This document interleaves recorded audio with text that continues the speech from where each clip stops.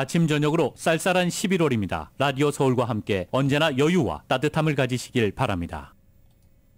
강혜신의 오늘의 미국.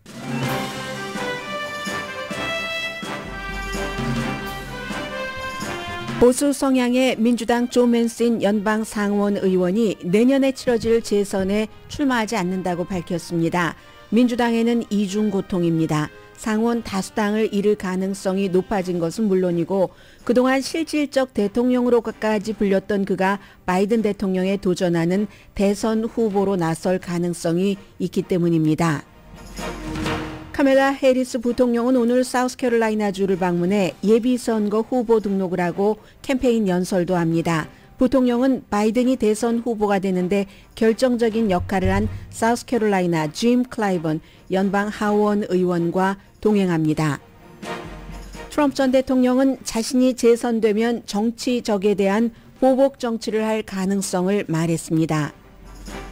이스라엘은 하루 4시간 공격 중단을 발표했지만 병원 공격과 그로 인한 사망자가 늘어납니다. 하마스 근거지가 병원에 있다고 이스라엘이 주장하지만 병원에서 피난 중인 민간인이나 환자들은 피해자가 되고 있습니다. 더 중요한 건 벤자민 네탄야후 총리가 오늘 전쟁이 끝나도 이스라엘이 가자 지구를 지킬 것이라고 말했습니다. 이스라엘 하마스 전쟁에 대한 미국인들의 복잡한 견해가 동부 시카고에서 서부 세크라멘토까지 전국의 시청에서 나타나고 있습니다. UCLA 학생들은 차례로 벤자민 네탄야후 이스라엘 총리 피냐타를 막대기로 치면서 친팔레스타인 시위를 하고 있습니다. 바이든 대통령과 시진핑 주석이 다음 주 수요일 샌프란시스코에서 만나면 이스라엘 하마스 전쟁, 대만, 우크라이나 전쟁, 정치 개입 등이 논의될 것으로 알려졌습니다.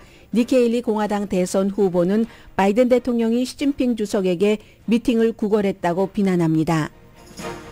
여권운동 관련 뉴스를 16년이나 전해온 제저벨이 결국 패소했습니다. 고압 전력 사고로 시력을 잃은 뒤 미국에서 안면 이식을 19번째로 받았고 세계 최초로 안구 이식 수술을 받은 사람이 이렇게 말합니다. 내가 다시 볼 수 있다면 정말 좋지만 나의 수술이 의료 분야의 다음 단계로 가게 된다면 그것만으로도 충분합니다. 여러분 안녕하십니까? 오늘의 미국 강혜신입니다. 지금 민주당이 비상사태입니다. 이번 주 들어서 이제 미국의 그 대선 그림이 조금 보이고 좀 또렷하게 보이고 있는 것 같은 느낌이 들거든요.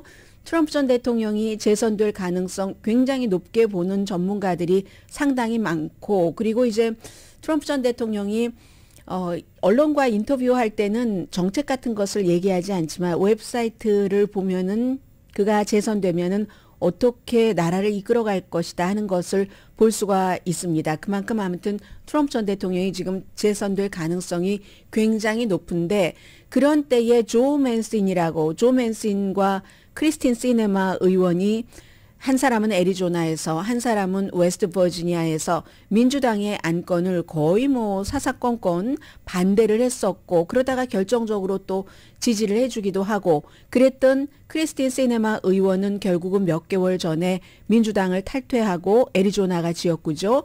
무당파가 됐고 무소속이 됐고 그리고 어제는 조 맨신은 실제 대통령이 바이든이 아니라 조 맨신이다라고 오랜 동안 얘기를 해왔습니다. 이 사람 한 손에 너무나 많은 것이 결정됐기 때문에 연방 상원이 민주당이 다수당이긴 하지만 51대 49에서 조 맨신과 크리스틴 시네마 의원이 빠지면 그러면 이건 마찬가지가 되잖아요. 그래서 미국의 대통령이다 하면서 가끔 민주당 지도부와 격돌하기도 하고 바이든 대통령을 비난하기도 하고 그건 이제 본인의 지역구가 웨스트 버지니아라는 바이든 대통령이 가장 앞에 내세우는 기후변화에 대처하는 친환경적인 것과는 거리가 먼 곳입니다. 그리고 조 맨신 연방 상원 의원 본인도 그렇고 가족도 그렇고 화석연료 여기에 선거기금만 많이 받는 게 아니라 본인이 그 일을 해서 돈을 엄청 많이 벌고 있습니다. 그러니까 민주당과는 맞지 않고 웨스트 버지니아가 또 워낙에 광산촌 이러니까 완전히 레드 스테이트였는데 어제 안 나간다고 이제 아마 뉴스에 관심이 있으신 분들은 다 들으셨을 겁니다. 재선에 안 나간다 하고 발표를 해버렸습니다. 그렇잖아도 민주당 소속이기 때문에 가끔쯤은 민주당과 같이 표를 주기도 하고 어떤 때는 공화당에 표를 주기도 하고 해서 웨스트버지니아 주민들로서는 조금 얄미웠을 때가 많겠죠. 입지가 조금 어려워진 것도 사실입니다. 그래서 본인이 76세예요. 이 사람도 76세고 재선에는 나가지 않는다 하면 민주당은 지금 웨스트버지니아주에서 조 맨신만큼 민주당이 그 의석을 지킬 만한 사람이 없습니다. 후계자가 없습니다. 공화당은 예비선거부터 아주 치열합니다. 아마도 이 웨스트버지니아의 주지사가 그 예비선거에서 당선돼서 결국은 조 맨신 자리 민주당 의석이 공화당으로 넘어갈 것으로 보는 사람들이 상당히 많습니다. 짐 저스티스와 또 하원 의원 알렉스 문이 이름 많이 들어보셨을 겁니다. 뉴스 관심이 있으신 분들은요. 두 사람이 예비선거에서 겨뤄서 짐 저스티스 주지사가 이길 것이다. 이런 얘기를 하고 있는데 그럼 이제 민주당은 기본적으로는 상원 다수당을 잃게 되겠죠? 당연히 어디 다른 데서 가지고 올 때가 별로 지금으로서는 없어 보이니까 레드 스테이트에서 민주당이 상원 의원을 지켰다는 것이 굉장히 지금 좋았었던 일이기도 하고 그래서 조 맨신에게 민주당이 끌려다닌 그런 일들도 굉장히 많죠. 아마 이제 이 사람이 상원 의원 나가지 않는다니까 또 다른 레드 스테이트 오하이오주라든가 아니면 어디죠? 몬타나죠? 존 테스터 의원이 상원 의원 이런 사람들의 힘이 조금 더 강해질 테고 상원은 의석만 잃는 게 문제가 아닌 겁니다. 지금 노 레이블스를 많이 말씀드렸는데 며칠 전에는 메릴랜드의 주지사가 레리 호건 주지사가 한국의 사위로도 불리고 레리 호건 주지사와 조 맨신이 이를테면 공동의장입니다. 노 레이블이라는 민주당도 아니고 공화당도 아니고 우리는 새로운 사람을 후보로 내기 위해서 이미 12개 주에서는 후보로 낼 수 있는 어떠한 그 조건이 있잖아요. 그 조건을 확보를 했습니다. 그리고 나서 레리 호건이 민주당도 비난하고 이스라엘에 대해서 하마스 전쟁에 대해서 또 공화당도 비난을 하고 하면서 뭔가 이 사람이 대선에 나올 수도 있어 하는 생각을 했는데 이제는 그건 이제 공화당이고요. 민주당인 조 맨신도 레리 호건과 같은 노 레이블이라는 곳의 공동의장입니다. 그리고 어제 제가 재선에는 안 나가겠습니다 라고 얘기했는데 재선이 이렇게 쉬운 재선은 아니었어요. 워낙에 이제 많이 민주당 그쪽 이슈가 그쪽으로 들어가면서 깎였기 때문에 민주당에 표를 줬다 해서 그래서 쉬운 것은 아니었지만 조 맨신이 그냥 물러나겠습니다. 보통 이제 물러날 때 가족 얘기를 많이 하잖아요. 실제로 그게 의미가 있기도 하고 가족과 같이 보내기 위해서 이런 얘기를 하지 않았습니다. 미국 전국 방방곡곡을 돌아다니면서 중도의 가치, 민주당의 가치라고 얘기하지 않았어요. 중도 성향의 그런 가치 얘기를 많이 들어볼 겁니다. 이렇게 얘기를 했거든요. 그러면 이거 노 레이블스가 지지하는 대선 후보로 나온단 말이야. 그럼 당연히 바이든 대통령의 표를 가져갈 확률이 아주 높겠죠. 대통령의 아젠다에 그동안 방어막을 쳐준 적도 없었고 민주당이 이제 입법하려고 하는 것에 상당히 방해를 했었고 또 연방 상원이라는 게 미국에서는 인준 청문회에 인준할 때 상원에서 그 승인을 해줘야지 되는데 바이든 대통령이 이 사람 좀 하는 사람을 거부했었던 게 굉장히 많습니다. 조 맨신이. 그런데 이제 무소속으로 가서 그렇다고 하니까 이게 민주당으로서는 뜨거운 맛을 또 봐야지 되는가? 이런 생각을 지금으로서는 알 수 없지만 할 수도 있는 거고요. 그리고 특히 이제 인플레이션 삭감법은 조 맨신 의원이 찬성표를 던져줬기 때문에 통과했습니다. 이 인플레이션 삭감법이 통과되고 나서 바이든 대통령은 기후변화라든가 미국의 새로운 산업 이런 것을 많이 홍보했지만 조 맨신 의원은 아주 예전에 머물러서 사는 산업이 70년대에 머물러서 사는 웨스트 버지니아 유권자들에게 굉장한 비난을 받고 본인이 이미지에도 타격을 좀 입은 게 사실입니다. 웨스트 버지니아가 트럼프 전 대통령이 39% 차이로 이긴 주입니다. 얼마나 레드 스테이트인가인 것을 짐작을 해볼 수 있으니까 여기서 기본적으로 상원 의석을 잃었다. 이 자체로서도 민주당은 오늘 어제 오후부터 굉장히 우울하고요. 게다 대고 대선 주자로도 나올 수 있단 말이야? 하면 이제 더 우울해지는 거죠. 그런데 모든 일상과 마찬가지로 정치계에도 우울한 게 있으면 그 우울한 면에서도 밝은 면을 찾을 수가 있습니다. 그러면 지금 상원 의원 선거하는데 돈이 굉장히 많이 들어갑니다. 당에서도. 그러면 어차피 조 맨신 의원이 이제 어려운 그런 그 재선을 치렀어야지만 되는데 그런데 거기에 돈을 막 그 쏟아붓고 나서 질 수도 있는 거예요, 지금. 뭐 50-50 정도라고도 볼 수도 있어요. 그럼 질 수도 있는데다 민주당이 막 돈과 여러 가지 선거 캠페인 할 때의 지도부의 노력을 그쪽에 쓰는 것보다는 차라리 그럼 다른 현직 의원이 좀 위험한 그쪽을 방어를 하고 또 뭐 텍사스라든가 플로리다주라든가 거기서 또 잃어버리면 큰일 나잖아요. 있는 건 다 지켜야지 되니까 그 같은 레드 스테이트에서 더 이제 지킬 수 있도록 돈도 그쪽으로 지원하고 뭐 이런 것 정도 하는 그 정도의 좀 민주당의 조금 그 유일한 뭐라고 하나요? 잠정적인 어떤 기회, 선택의 기회 아니면 밝은 면이 있다고 할까요? 그래서 지금 조 맨신이 재선에 나가지 않는다고 한 것은 상원 의석도 흔들 수 있고 대선 이 그림도 흔들 수 있는 아주 중요한 겁니다. 게다 대고요. 질 스타인이라고 이제 녹색당 후보로 2번 나왔다가 떨어졌죠. 떨어졌는데 이 사람은 오바마 때에 나왔었고 여자입니다. 질 스타인. 그리고 오바마 때 나와서는 그때는 뭐 한 140만 표 뭐 이 정도 받은 것 아니요. 140만 표 안 돼요. 힐러리 클린턴이 할 때 2016년도에 나왔을 때 140만 표를 받아갔습니다. 질 스타인이. 아무래도 녹색당이기 때문에 민주당 표를 가져가겠죠. 공화당 표가 아니라. 그래서 그 당시에 힐러리 클린턴 지지자들로부터 엄청 비난을 많이 받았는데 트럼프 전 대통령과 물론 힐러리 클린턴이 파퓰러 보트는 트럼프 전 대통령보다 300만 표 이상 많이 받았습니다. 선거인단 표에서 적기 때문에 떨어져서 그렇지. 그때도 질 스타인이 힐러리 표를 많이 가져갔는데 이 선거가 굉장히 접전이잖아요.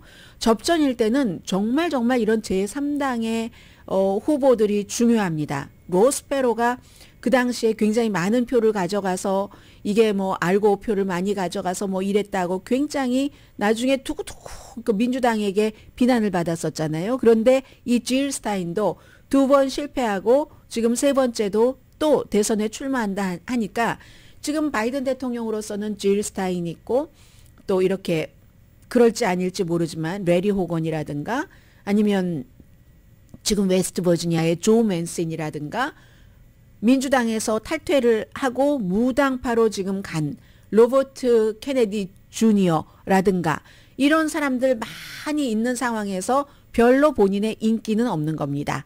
이게 이제 지금 바이든 대통령의 모습이고요. 그래서 오늘 카멜라 해리스 부통령이 사우스캐롤라이나로 갑니다. 민주당이 사우스캐롤라이나가 어떤 주보다도 예비선거를 조금 빨리 치르도록 했습니다. 그 장치를 마련을 했어요. 왜냐하면 바이든 대통령이 정말로 후보가 되지 못할 뻔하다가 사우스캐롤라이나 주에서 이겼기 때문에 사우스캐롤라이나 주가 워낙에 아프리칸 아메리칸이 많잖아요. 그래서 거기서 이겼기 때문에 결정적인 사우스캐롤라이나 주에서 오래 연방 하원 의원을 한 짐 클라이번이라는 아프리칸 아메리칸 의원이 바이든이어야지 된다. 온건해야지 된다. 이렇게 해서 했기 때문에 사우스캐롤라이나 주에서 다른 주보다 먼저 이제 예비선거를 치르기 때문에 예비선거를 치르려면 등록해야 되잖아요. 그 김에 가서 캠페인도 하자 해서 등록하고 선거 캠페인 연설도 하고 짐 클라이번이 동행을 해서 얘기를 해주게 되는 겁니다. 자, 이렇게 돼서요. 그리고 이 짐 클라이번은 바이든, 해리스 선거 캠프의 공동 의장이기도 합니다. 아무튼 이런 일이 있고요. 그리고 이제 계속 민주당에서는 미국을 더 그레이트 어게인 한다는 트럼프의 이 마가를 계속 공격하는 것이 일관적인 공격이고요. 이번 선거에서 나타난 것처럼 낙태에 대해서 아주 앞으로 그 아젠다를 가져갈 것 같고, 바이든 대통령은 오늘 보니까 뭐 자동차 노조에 빨간색 셔츠를 입고 일리노이주 그 벨비데레에서 트럼프를 직접 비난하는, 이제부터는 선거 캠페인 하는 겁니다. 이스라엘 문제도 굉장히 골치 아픈데 하는 것은 다 일정을 소화를 해야지 되는 거예요. 그리고 이제 어제 오후에 보니까 트럼프 전 대통령이 유니비전과 스페니쉬 그 텔레비전과 인터뷰를 했는데, 스페니쉬 텔레비전의 그 앵커가 물어봤습니다. 엔리크 아세베도, 아주 유명한 사람이죠. 유니비전의 저널리스트, 이렇게 표현하는 게 가장 적합할 것 같아요. 그 사람을 표현을 하는데, 지금 트럼프 전 대통령 당신은 법무부를 무기화하고 연방수사국을 바이든 행정부가 무기화했다, 이렇게 말합니다. 당신이 재선되면 똑같이 하시겠습니까? 똑같이 무기화해서 본인을 지금 공격하고 기소하고 뭐 특별검사 임명하고 법무부에서 한다는 거잖아요. 이렇게 물어봤어요.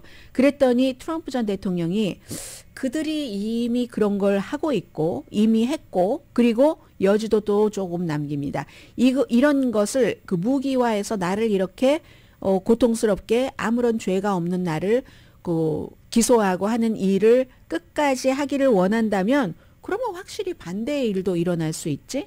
나도 그렇게 하겠다는 겁니다. 보복. 지금 세계에서는 트럼프 전 대통령이 47대 대통령으로서 재선될 가능성을 굉장히 높게 보고요. 트럼프가 재선될 때 어떠한 일을 할 것이다를 전문가들이 쫙 분석을 하거든요. 그런데 제일 중요한 것 가운데 하나가, 트럼프 전 대통령이 대통령이 되면은 모든 행정부처, 공무원 선출직이건 아니면 뭐 임명직이건 전부 무기화한다. 본인 아래 충성하게 한다. 이걸 제일 중요하게 생각하고 할 것이라고 보고 있습니다. 왜냐하면 트럼프 전 대통령이 처음에 대통령이 될 땐 대통령을 하려고 했다는 것도 아니고, 대통령 되고 나서 깜짝 놀랐다고 하잖아요. 그리고 나서 트럼프라는 사람을 그 당시에는 경멸했던 사람이 많으니까 누가 행정부에서 이 일을 하려고 하지도 않고 하니까 뭐 여러 사람들, 말하자면 그 당시 행정부를 꾸릴 때는 오합지졸이었습니다. 오합지졸이었기 때문에 하나도 외교라고는 장사하는 거와 연관된 것밖에 모르는 무슨 렉스 틸러슨 같은 오일 회사의 CEO를 외교 장관식인 국무장관에 놓고 뭐 이런 일들을 많이 했었잖아요. 그런데 지금은 경험이 있고, 트럼프 전 대통령도 정치인 중에 정치인으로 다져진 사람이잖아요. 이미 그 구성을 다 하고 있다는 겁니다. 법무부부터 FBI부터 국토안보부 모든 부서를 다 본인의 이것으로 해서 수적으로 부릴, 이걸 지금 세계에서는 제일 걱정하고 있거든요. 그렇게 되면 우리가 알던 민주주의 국가 미국이 아니다라고 생각을 하는 거죠. 트럼프 전 대통령이 어제 이렇게 얘기를 했습니다. 얘기를 하고 나서는 이거 좀 이상하다 싶은지 뭔가 말을 조금 그 대변인을 통해서 마무리를 해보려고는 하는데 이게 잘 안 되고, 트럼프 전 대통령이 그럴 것이다 하는 것은 이제 분명해 보이는 것 같고요. 그러나 이제 이게 대통령이 뭔가를 꽉 잡고 한다 하지만 조지아주라든가 뉴욕이라든가 이런 데서 하는 것은, 조지아주 같은 경우가 민주당의 주가 아니잖아요. 그런데도 선거 개입했다 하고 그런 문제도 있기는 있습니다. 그리고 트럼프 전 대통령은 전에도 모든 것을 장악하려고 엄청 노력을 했었어요. 트럼프의 법무장관 윌리엄 바, 나중에는 뭐 쫓겨나다시피 했지만 그 사람이 법무장관이 미국 워싱턴을 비우고 뭐 어디까지 우크라이나까지 가서 바이든과 우크라이나 그 아들 또 헌터 바이든과 조 바이든 연결해 보려고 막 법무장관이 직접 막 이리 뛰고 저리 뛰고 루디 줄리아니와 함께 다니고 했었죠. 그리고 지금도 그 사람입니다. 트럼프 전 대통령이 딱 심어놓은 연방수사국의 수사국장, 그런 일을 많이 했었는데 앞으로는 더 할 것이라고 보고, 어제 그 유니비전과 인터뷰에서 트럼프 전 대통령은 그렇게 얘기를 했고요. 그리고 이제 트럼프가 대통령이 될 가능성이 높아진다 하니까 충성파들이 미리 움직이기 시작합니다. 예를 들어서 앨리스 스테파닉이, 뭐 이름은 생소하실 분들이 계시겠지만 연방 하원에서 가장 트럼프 전 대통령을 못마땅해 했고 탄핵을 주도했었던 리스 체니, 딕 체니의 전 부통령의 딸인 리스 체니를 몰아내고, 사실은 듣도 보지도 못했던 사람들이 많았습니다. 그 당시에 앨리스 스테파닉이라는 아주 정치 경험 많지 않은 사람이 딱 그 자리에 올라갔잖아요. 그러니까 오늘도 딱 트럼프 전 대통령에게 충성하는 일을 벌써 바칩니다. 민사 사기 재판을 감독하는 뉴욕 판사가 이 사법윤리에 문제가 있다 하면서 그 관련을 검토하는 뉴욕주의 커미션 온 그 사법 커미션에 이 사람이 트럼프 전 대통령이 아무런 죄가 없는데 죄를 진 것처럼 하고 지금 판결을 하고 있어 하고 불만을 접수를 했거든요. 그 불만 접수를 한 것을 보니까 여러 규칙을 위반했다. 트럼프 전 대통령이 사업을 하는데 피해자가 없었다. 그런데 부당하게 판사가 편견을 갖고 있다. 이런 그 주장을 하면서 트럼프 전 대통령을 기쁘게 하죠. 트럼프 전 대통령이 된다면 아마 크게 쓸 가능성 리스트에 올려놓을 겁니다. 누구보다도 먼저 앨리스 스테파닉이 본인의 뉴욕의 지역구에 일을 하는 게 아니라 그리고 지금 얼마나 중요한 시기입니다. 며칠 남지 않았어요. 저는 이게 제일 궁금합니다. 연방정부가 문을 닫을 날이 11월 17일인데 이런 일들 하지 않고 지금 트럼프 전 대통령에게 잘 보이기 일을 한다는 것. 이런 건 트럼프 전 대통령이 당선될 가능성이 그만큼 높다. 그리고 바이든 대통령은 조 맨슨이 상원 재선에 나가지 않는다고 하고 지금 좋지 않은 형편입니다. 여론조사 결과도 다 나쁘게 나오고요.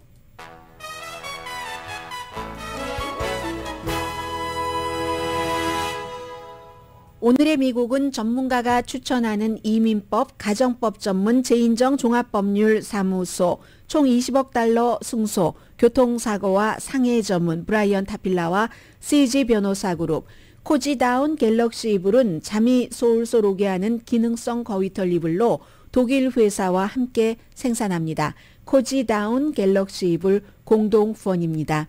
잠시 뒤에 이스라엘이 미국 말을 안 듣는데요.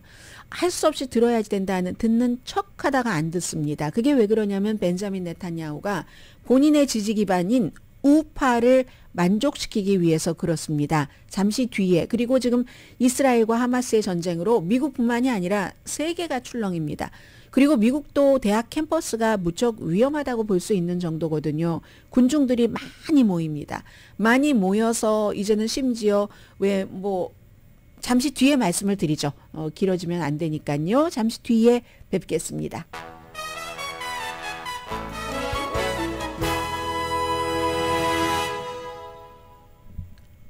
라디오 서울 방송 오늘의 미국 듣고 계십니다. 네, 지금 이제 어제부터는 하루에 일단 4시간씩 이스라엘이 가자에 대한 그 공격을 멈추고 사람들 남쪽으로 피신할 수 있게 하고 그 사이에 이제 여러 가지 구호 물자 같은 것을 안전하게 배포하고 한다 했는데 병원 주변에는 지금 탱크도 들어가고요. 제일 큰 병원인 알시파 병원 이스라엘이 공습을 했답니다. 그래서 반복적으로 그 공습을 받기는 받았는데 산부인과 병동에서 사망자가 나왔고요. 이 병원은 지난번에 그 병원이네요. 보니까 이 병원에서부터 앰뷸런스가 나가는데 이스라엘이 공격한 그 병원이어서 유엔에서 그때 굉장한 비난을 했었는데 물론 이스라엘도 할 말이 있습니다. 병원이 하마스의 근거지다. 그러니까 저 앰뷸런스에 아마 누군가가 타고 있을지도 몰라. 이런 식으로 상상이 아니라 정보를 하고 나서 그러니까 앰뷸런스를 공습을 했겠지. 이스라엘이 앰뷸런스를 괜히 아무 일도 없이 공습을 하기야 했겠습니까? 그러나 사실은 병원이 가장 안전하다라고 생각하고 있기 때문에 지금 병원은 가자지구의 병원은 일반 병원으로 생각하시면 안 되고요. 병원의 마당에 빈 틈이 없습니다. 전부 큰 텐트를 치고 그 텐트 안에 사람들이 피난 생활을 하는 거예요. 그곳에서 다치지 않은 사람도 다친 사람 전기도 없고 약도 없고 물도 없고 하니까 복도에서 그냥 마취도 없이 수술을 하기도 하고 어린아이가 울고 이런 일이 있지만 바깥에서는 또 텐트 치고 사람들이 야영 피난 생활을 하는데 그곳에 이제 이번에는 산부인과 병동이었다고 하고 분명히 병원이 하마스의 근거지다라는 게 이스라엘의 주장입니다. 윤리적인 딜레마가 있는 거죠. 이게 윤리적인 딜레마가 있고요. 그리고 더 중요한 것은 오늘 벤자민 네탄야후가 이스라엘 방위군은 하마스와의 전쟁이 끝나도 가자 지구를 지킬 것이다. 이렇게 얘기를 하고 있거든요. 국제 평화유지군이라든가 국제군에 의존하지 않을 것이다. 이렇게 얘기를 합니다. 그러니까 국제 평화유지군 들어가기를 원하는 국가도 없을 뿐더러 이스라엘도 결국은 나온다니까요. 이거 다 정치적인 발언이긴 하지만 문제는 미국은 지금 이스라엘을 지원을 하면서 무기도 지원을 하고 이스라엘이기 때문에 우크라이나보다 조금 더 이제 뭔가를 이제 절차를 빼도 되는 거면 빼기도 하고 무기를 지원하는 데 있어서 이렇게 해주고 있잖아요. 그러고 있는데도 이스라엘이 미국이 또 명분이 있어야지 되는데 그 명분을 완전히 갈갈이 찢어버리면 이러면 이제 이스라엘과 미국 사이에 균열이 생기겠죠. 지금 미국 내부에서 친이스라엘, 친팔레스타인으로 균열이 생겼는데 며칠 전에도 화요일에도 국무장관이 가자지구는 분명히 이스라엘이 전쟁이 끝나면 나와야지 된다. 이렇게 얘기를 했는데 그 정면으로 지금 반박을 하고 있는 거잖아요. 바이든 행정부가 공식적으로 밝힌 것과 완전히 모순되는 일입니다. 고맙다고는 얘기하면서 우리를 지원해줘서 이렇게 하고 있습니다. 그래서 결국은 이 전쟁은요 좀 성급하게 시작된 것 같고 성급하게 시작되기 전에도 미국이 엄청 많이 미루게 했었죠. 지상군 들어가기 전에. 성급하게 시작이 됐고 전쟁은 계속될 것 같구나. 지금 벤자민 네탄야후를 보면은 그렇기 때문에 많은 사람들이 전쟁 초기부터 얘기한 거잖아요.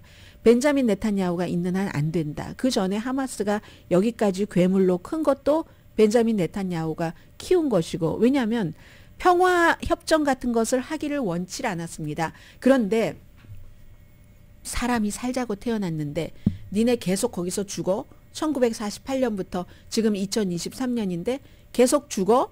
라고 벽을 쌓고 뭐도 안 주고 하루에 그 전에도 전쟁이 있기 전에도 배급받는 것이 너무 충분치 않고 일자리도 없고 무슨 실업률이 50%도 넘고 그런데 이제 여기다가 더 이렇게 갈 경우에 누가 사람이 살자고 태어났는데 그냥 끝까지 가겠습니까? 하마스가 이번에는 우리가 굉장히 폭력적인 것이라는 것을 보여줘서 다시 한번 뒤로 테이블 아래로 내려갔던 평화적인 어떤 회담이라든가 팔레스타인 두 개의 국가를 만들기로 했었지.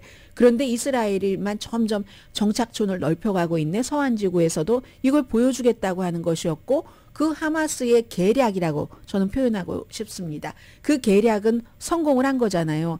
해서 결국은 지금으로 보면 벤자민 네탄야후가 하마스를 키운 점이 많고 네탄야후가 있는 한은 같이 평화롭게 중재해서 살자고 하는 일은 없을 것이고 이스라엘만 잘 먹고 잘 살자고 할 것이고 그렇게 되면 팔레스타인의 반발은 더 심해지고 결국은 중동 전체 지역에 분쟁으로 갈 수밖에 없다. 이렇게 지금 우려하는 시점입니다. 지금으로서는. 이스라엘에요. 이스라엘 사람이 한 70% 이상 되겠죠. 그러나 아랍계도 20% 있습니다. 그 땅에는 나머지 인종이 또 한 5%, 6% 정도 되고 그래서 이게 만만치 않은 일이에요. 가자에 지금 220만 명이 있잖아요. 서한지구에 있는 팔레스타인이 300만 명. 가자지구보다 좀 많습니다. 그럼 이스라엘 사람이 몇 명이냐? 이스라엘에. 다른 나라들에 많이 있어서 지금 합쳐가지고 얼마 되는데 이스라엘의 인구가 950만 명, 1000만 명이 조금 안 되지만 1000만 명이 조금 안 됐는데 거기에 300만 명이 팔레스타인이라니까요. 이스라엘 사람들 그러니까 이스라엘 사람들이 700만 명도 안 되는 거죠. 그렇게 따지고 보면은. 그렇기 때문에 이게 이스라엘 맘대로 되는 일이 아닌데 점점 벤자민 네탄야후라는 우파는 무조건 팔레스타인은 아니야. 이스라엘만 살아야지 돼. 이게 전체거든요. 남의 땅에 들어와서. 그렇기 때문에 있는 한은 평화가 있을 수가 없다. 오늘 제가 시간 때문에 자세히 전해드리지는 못하겠는데요. 토마스 프리드먼이라는 뉴욕타임스 칼럼니스트가 이름 들으면 어떤 인종인지 아시겠죠? 이스라엘에 지금 가 있는데 이스라엘에 가서 보니까 야 벤자민 네탄야후 빨리 물러나야지 된다 이런 그 생각을 하고 얼마나 이스라엘이 안전하지 않은가 이런 것도 느꼈다고 하고 벤자민 네탄야후가 전쟁이 끝나는 게 아니라 이 사람이 있으면 전쟁이 차선으로 끝날 수가 없다 하면서 빨리 내려와야지 된다고 얘기를 하고 있거든요. 그리고 세계 각 나라가 전부 국민들이 분열되잖아요. 물론 세계 각 나라에 아랍계 인구가 얼만큼이나 있고 이스라엘 인구가 얼만큼이나 있겠습니까? 그러나 이스라엘에 동조하는 팔레스타인에 동조하는 사람들 때문에 완전히 갈려져서요. 미국의 주의회는 지금 전부 회기 중이 아니거든요. 그래서 시의회에서 얼마나 싸우는지 모릅니다. 예를 들어서요. 시카고 시의회 이스라엘을 지지하는 결의안에 대한 논쟁이 너무나 뜨거워서 시장이 그냥 어디로 잠시 도망쳤어야지 될, 피신했어야지 될 그럴 정도였고 왜냐하면 일부 시의원 가운데서도 한 사람은 그리고 이제 방청객이 아니라 뭐죠? 참석한 사람들은 팔레스타인에 대해서 이스라엘이 물론 팔레스타인 하마스가 공격한 거 진짜 나쁜 거지만 그렇다고 저쪽을 너무 그렇게 심하게 공격하는 것도 심하다. 이걸 인정하기를 원하는데 인정이 안 되는 겁니다. 그러니까 지금 어제부터는 이스라엘이 어떠한 전략을 갖고 나오느냐면요. 팔레스타인 저널리스트들이 하마스가 이스라엘을 공격할 것을 알았다. 알면서도 그걸 묵인을 했다. 라고 얘기를 하고 있거든요. 이게 계속 이스라엘이 너무 잔인하지 않다는 것을 저쪽 하마스와 팔레스타인이 나쁘다는 것을 강조하기 위해서 그러는 거고 그 저널리스트들은 사진기자를 포함해서 우리 아니다 라고 얘기를 하고 있고 아무튼 그렇습니다. 그래서 하마스에서는 이번에 그렇게 비밀리에 작전이 진행될 수 있었던 것이 하마스 내부에서도 잘 몰랐다고 하잖아요. 거의. 아무튼 그런 일이 있고 템파, 플로리다주 이스라엘이 자신을 그 방어할 권리가 있다고 지금 그 바이든 대통령 계속 얘기를 합니다. 그런데 이스라엘이 자신들을 방어하는 것처럼 팔레스타인 민간 사람들도 조금 어떻게 해줘라 이런 주장들이 조금 시위대가 있었지만 플로리다 템파가 어디가 강하겠습니까? 콜로라도주의 오로라 팔레스타인이 그동안 48년부터 이스라엘이 딱 나라 세우고 팔레스타인들이 살고 있던 다수로 살고 있던 곳에 와서 나라를 세우고 그 사람들을 집에서 다 나가라고 해서 48년도에 70만 명이 집을 잃고 피난민이 됐다는 거잖아요. 그리고 그 후손들이 지금 계속 그렇게 살고 있는 것이고 그러니까 그런 사람들이 겪었던 폭력과 괴로움에 학대받은 거 이런 것에 대해서도 우리가 좀 인정을 해야지 된다. 이렇게 얘기하는 진보 시의원 또 참석자들도 있었는데 그런 항의에도 불구하고 당연히 하마스의 공격만을 비난하는 결의안을 통과시켰습니다. 이스라엘은 그렇게 할 권리가 있다. 가자지구 민간인 죽여도 좋아. 이거인 거예요. 결국은. 필라델피아 시의회 엄청나게 열띤 논쟁이 있다가 중단되고 나서 하마스 공격을 비난하고 필라델피아 좀 도시잖아요. 그러니까 결국은 이스라엘 팔레스타인 분쟁에 대해서 좀 평화적으로 해결하자 하는 결의안을 통과시켰답니다. 캘리포니아 리치먼드요. 이제 북가주에서 그런 일이 많은데 이 팔레스타인 그 이스라엘이 인종 청소를 하고 있다. 역시 캘리포니아주의 진보적인 그런 그 지역답습니다. 그래서 이스라엘이 인종 청소를 하고 있다 하면서 이스라엘을 비난한 거의 뭐 지금으로서는 크게 알려진 지역에서는 유일하다시피 하게 이스라엘을 비난 잘 안 해요. 시의회에서도 마찬가지입니다. 그렇게 하고 있는 겁니다. 그래서 그러나 동시에 하마스가 이스라엘 사람들을 학살한 것도 인정을 했다. 이건 이제 쌍방한 것이고 거의 대부분은 이스라엘 쪽입니다. 세크라멘토에서는요. 세크라멘토가 시장이 주이시예요. 데럴 스타인버그 시장이거든요. 그런데 여기서야말로 그 주이시 시장과 팔레스타인 주민들이 아주 좀 이렇게 우리가 평화롭게 이렇게 해야지 된다는 보기 드문 공통점이 좀 발견된 그런 곳이고요. 그래서 참석자가 주이시 시장이라고 막 비난하면 팔레스타인계 주민이 그 사람이 당신 그렇게 말하면 안 돼 하고 시장을 그 보호를 해주고 이런 일들이 있었고요. 지금 미국에서는 이스라엘계에 대한 뭐 혐오 그런 그 범죄나 아랍계에 대한 혐오 범죄나 늘어나기는 똑같이 그런 것들이 많이 늘어나고 이게 굉장히 좀 걱정이 되는데요. UCLA 학생들이 지금 계속 그 학교에 가면은 피냐타 있잖아요. 어린아이들이 그 안에 뭐 초콜릿도 넣고 사탕도 넣고 해서 풍선처럼 이렇게 만들어서 탁 막대기로 쳐서 왁 이렇게 하고 뭐 먹고 하는 그 피냐타의 네모난 피냐타더군요. 네모난 피냐타의 얼굴이 벤자민 네탄야후예요. 딱 걸어놨습니다. 걸어놨어요. 학교에. 걸어놓으면은 막대기로 한 사람씩 돌아가면서 벤자민 네탄야후를 치는 거예요. 학생들이.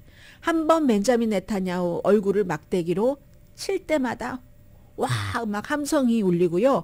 더 세게 치면은 사람들이 함성이 더 울리고 뭐 팔레스타인들에게 자유를 주자 하는 얘기를 하는데 보면은 UCLA에 팔레스타인계 학생이 있어야 얼마나 있겠습니까?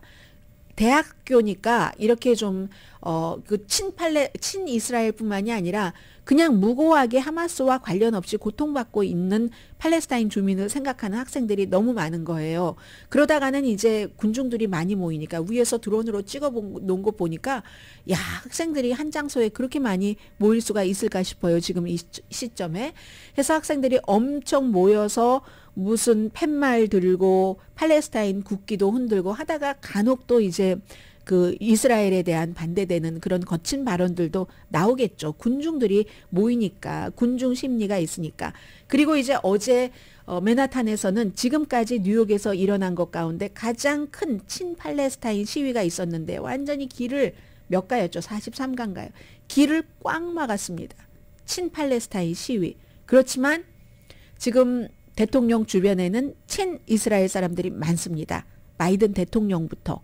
거의 뭐 본인은 주이시 아닌 시오니스트라고 얘기를 하잖아요. 바이든 대통령이. 그래서 요즘 민주당에서는 오바마 믿고 바이든이 예뻐 이렇게 얘기를 하거든요. 오바마 전 대통령은 누구의 손도 깨끗하지 않다. 누구의 손에도 다 피가 묻어 있다. 팔레스타인과 이스라엘만을 전폭적으로 지지하지 않으니까 이런 게 있고 그런데도 불구하고 벤자민 네탄야후는 그렇게 열렬하게 지지해주는 바이든 대통령조차 곤란하게 하고 우리 가자지구를 우리가 점령할 거야. 우리 군이 이런 얘기를 합니다. 그래서 주말에도 여러분들 이제 당분간은 굉장히 미국이 어수선하고 하니까 주변도 살피시고 특히 이제 그 학교에 다니는 자녀가 있으신 분들 계시잖아요. 주의 깊게 살펴봐 주시기 바랍니다.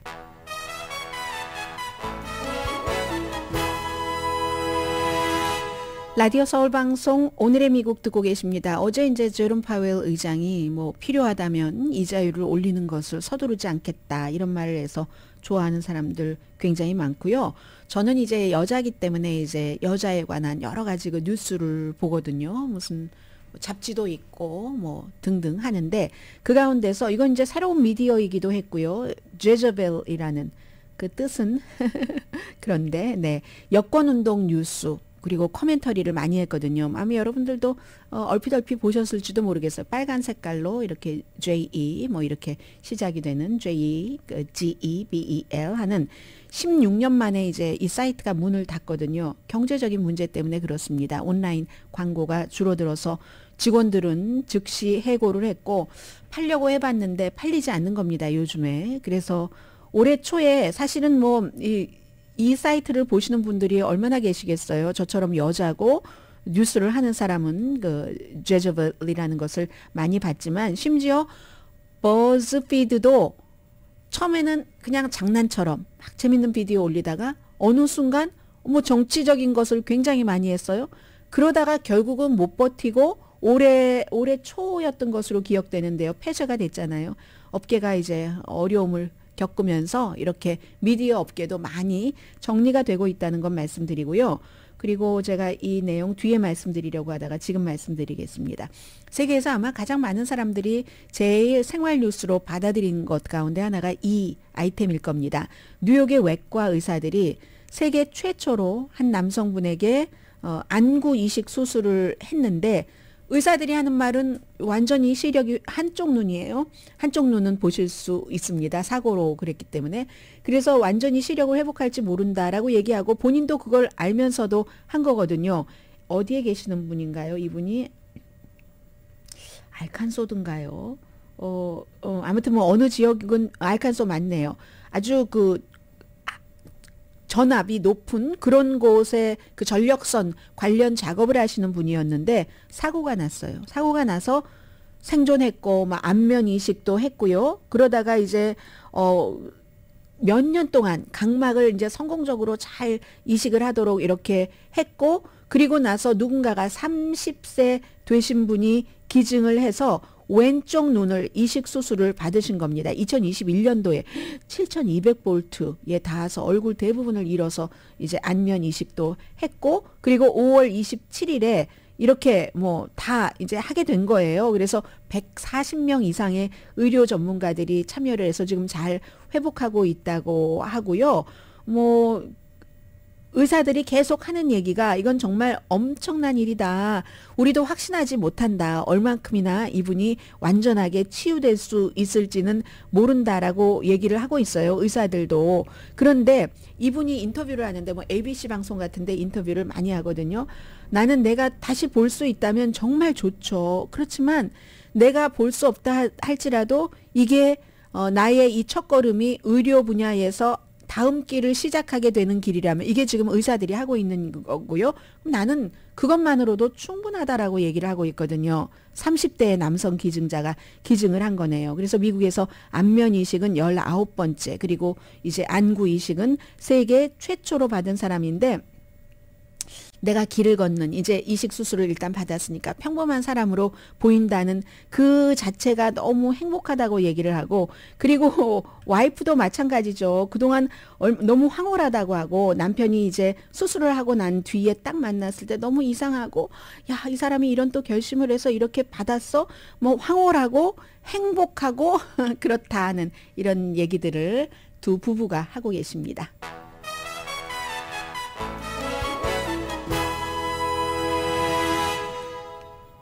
라디오 서울방송 오늘의 미국 듣고 계십니다. 바이든 대통령과 시진핑 주석이 이제 11월 15일 다음 주 수요일에 샌프란시스코에서 만나게 되는데요. 내일부터, 오늘이 10일이죠.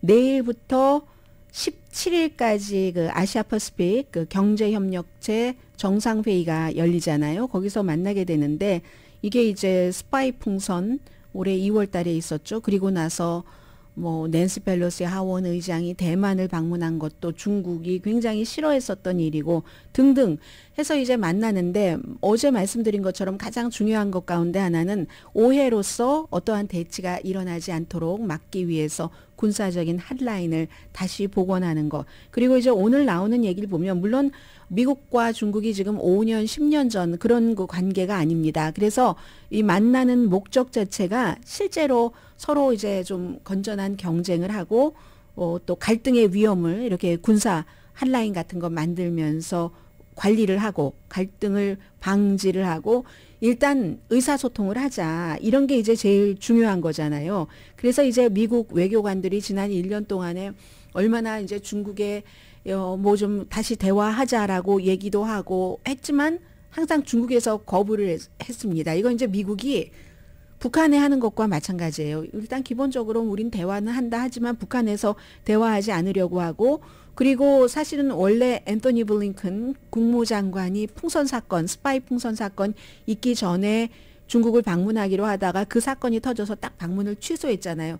그 다음부터는 중국이 어떻게 미국의 문을 열어주지 않았고, 미국이 계속 이제 두드리게 된 겁니다. 뭐 재무장관도 가고 국무장관도 가고 국방장관도 뭐 가서 여러 가지 얘기도 하고 전화 통화도 하고 그 카운터파트와 함께 그런 일을 해서 지난해 11월 20일에 처음으로 이제 정상들이 다른 데 가서 만났고, 세계 넘버 1, 넘버 2 경제적으로 이런 국가들인데 얘기를 안 하고 있으면 다른 나라들도 불안하고 그런 것 아니겠어요? 서로 잘 지내야지 되잖아요. 기본적으로는 경쟁은 경쟁이라고 하고, 그리고 시진핑 중국 국가주석은 6년 만에 미국을 방문하네요. 지난번에 방문해서 굉장히 융숭하게 대접을 했었죠. 누가요? 트럼프 전 대통령이 본인의 말하려고 해서 정말 융숭하게 대접을 했는데, 니키 헤일리 이제 공화당의 예비선거 후보가 이렇게 중국에 왜 구걸을 해서 미팅을 하는가 그렇게 얘기를 하고 있거든요. 미국의 장관들도 여러 번 가고 만나자고 해서 하는 것, 뭐 구걸이라고 말할 수 있을지 모르지만 미국이 정말 만나고 싶었던 것 맞습니다. 오늘의 미국은 전문가가 추천하는 이민법, 가정법 전문 재인정 종합법률 사무소, 총 20억 달러 승소, 교통사고와 상해 전문, 브라이언 다필라와 CG 변호사 그룹, 코지다운 갤럭시 이불은 잠이 솔솔 오게 하는 기능성 거위털 이불로 독일 회사와 함께 생산합니다. 코지다운 갤럭시 이불 공동 후원이었습니다. 10시에 좋은 아침, 좋은 하루 방송됩니다. 네, 그런데요, 이게 니키 헤일리 전 사우스캐롤라이나의 주지사가 말하는 것처럼 그렇게까지 구걸을 해서 만나야지 될 것인가 라고도 하지만 글쎄요, 뭐가 내가 더 듬직하다, 느긋하다 하는 사람은 위험 요소를 피하기 위해서 상대방에게 먼저 좀 하나 양보해주고 우리 좀 잘 지내보자, 여기까지는 할 수도 있는 것 아닌가요? 주말에 혹시 그런 일이 있다면 여러분 어떻게 하시겠어요? 강혜신이었습니다.